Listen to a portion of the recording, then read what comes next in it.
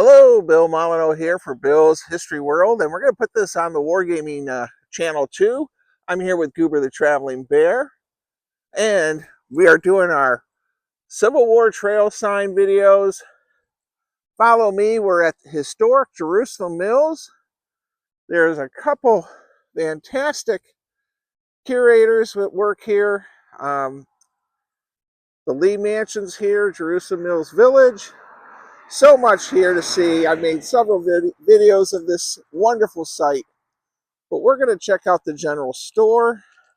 Made several videos of it. Please check it out. But today we are talking about Harry Gilmor's raid. Now, I did do a video of Glenn the Historian, but storekeeper David Lee was troubled as he opened the doors in front of you of the morning of July 11th, 1864. Rumors are spreading that large groups of Confederate raiders were roaming this part of Maryland.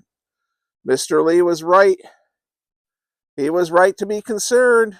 He was to have some of those tough riders as customers later that day. A detachment of cavalrymen under Major Harry Gilmor, largely composed of Marylanders, was tasked with riding north and east of Baltimore to sever the communication lines to cities further north. In pursuit of those goals, Gilmor and his men burned houses, bridges, and seized supplies. Their most boastful accomplishment occurred on July 11th when they captured Union General William B. Franklin aboard a train. The next day, the general, on medical leave, managed to escape.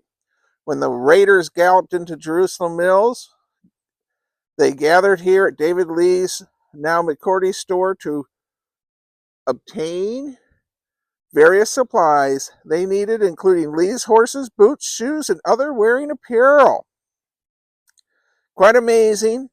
Well, follow Goober the Traveling Bear.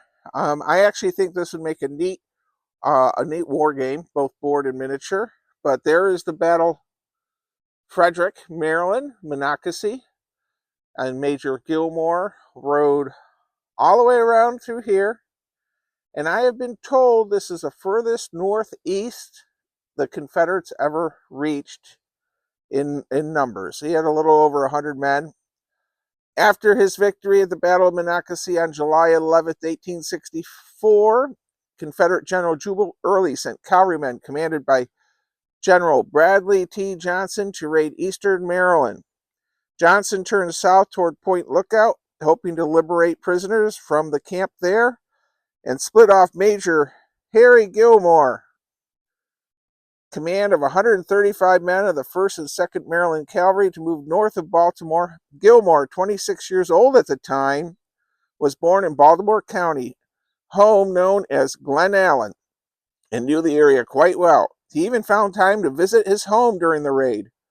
Both Johnson's and Gilmor's cavalrymen were attempting to cause confusion that would help attract attention and troops away from General Early's march towards Washington. Though the troopers did cause destruction and great excitement in eastern Maryland, they ultimately failed to help free the prisoners at Point Lookout. Early captured the U.S. Capitol or caused enough concern to weaken Union defenses at the Siege of Petersburg. Now, we're going to continue on. This is going to be Civil War trail signs. This video is helping to raise money for Civil War trails. So please watch my videos on both channels. And I would like to mention I listened to a wonderful, wonderful lecture from the famous author and historian Scott Mingus. And I asked him the question of York, Pennsylvania. When the Gilmor raid was happening, he said several hundred men armed with muskets marched from York, Pennsylvania to the Maryland, Pennsylvania border just to be on the alert of Gilmor's raid.